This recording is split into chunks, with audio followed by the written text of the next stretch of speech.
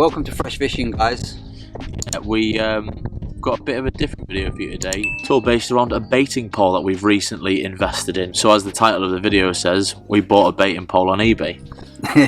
Yes, we did. So, well, the story behind it is we were going to invest in a boat. A bait boat, yeah. There was one that we liked. The Actor bait boat, I think it's called. Obviously, a lot of bait boats are really expensive. Like, you can just go stupid crazy on bait boats, like spending, can't you? Like, you up thousands, to $5,000 and thousands. Yeah, exactly. Easy. We weren't obviously looking to invest that amount of money in a bait boat, but yeah, how much was the one we was looking at? It was only like 200, I think, and it's got some pretty good reviews and stuff, but they're completely sold out because couldn't find one anywhere. Because I think they've done so well and they're at a good price, so couldn't find one. So then I said to Wayne, well, why don't we look at getting a baiting pole, because a lot of the places we fish are quite like 2-acre lakes and stuff that you're not going massive distances. I mean, not necessarily for like we didn't want it for like day sessions kind of. No, it's more for the specimen stuff that we do, and also thinking about places that we fish in summer where you're wanting to get like your rig under like some willows or under a tree. Baiting pole's going to be absolutely prime for that, isn't it? Yeah. So yeah, we started to do a bit of shopping around on baiting poles. Then realised if you want to get a Nash or a Cygnet baiting pole, you're going to be looking at 200 quid. Which is how much our budget was for a bait boat. Yeah, so we thought that's pretty much out of the question. And then also looking on YouTube, I seen people were building their own.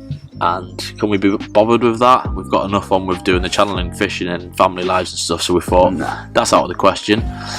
But then when I was doing my research and looking online, come across this one that we've actually bought, and it is only 100 quid, and it must be, I'll put the link in the description, it must be the guy must be making them himself and selling them.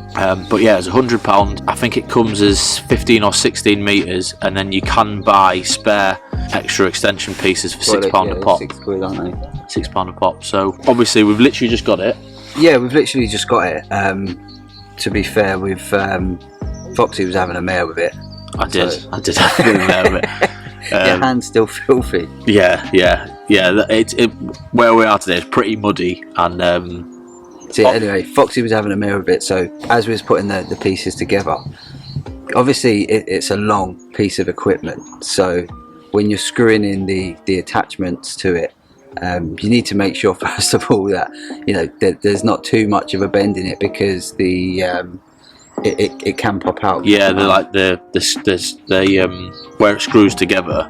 If you obviously bend it, it'll pop out of the screw kind of thing. So you need to make sure, that it's called the thread, isn't it? The thread. Yeah.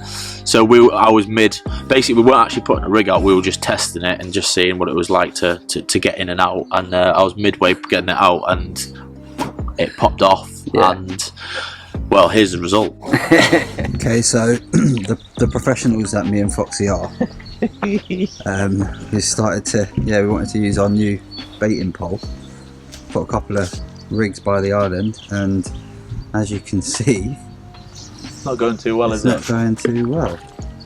Part of the baiting pole, the top part, come off, unscrewed itself, and now Foxy's trying to retrieve it.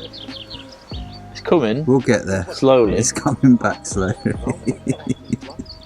Hey, I'm cooking with gas here. Look, you've got it there.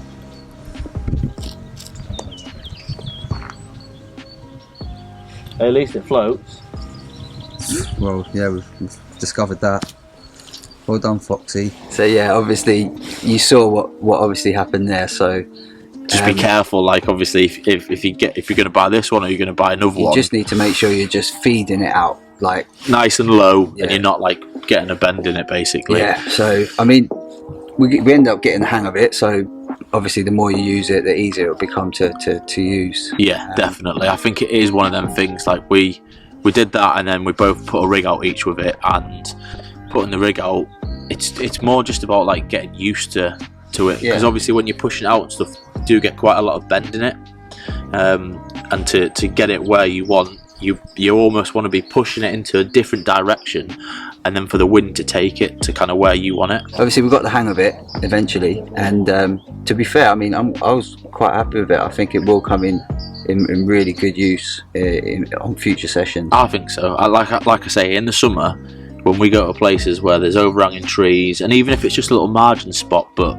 you can't cast to there because you're going to get your rig tangled up in them trees, it's going to be spot on for that. Even when we go to places like Tees Valley, which is our local fishery, on Eagle or even Alpha, there's an island, so it'd be perfect to pop it out to the island, or even to the far margin on Eagle, which we fish. So what length is our one? I think we've got 16 metres, which is the standard, but then we've bought a few extra pieces, so we've got 20 metres in total. A bit more length, so love a bit more length. Yeah, so the other thing is, when you're actually screwing the pieces together, you do want to make sure they're quite tight.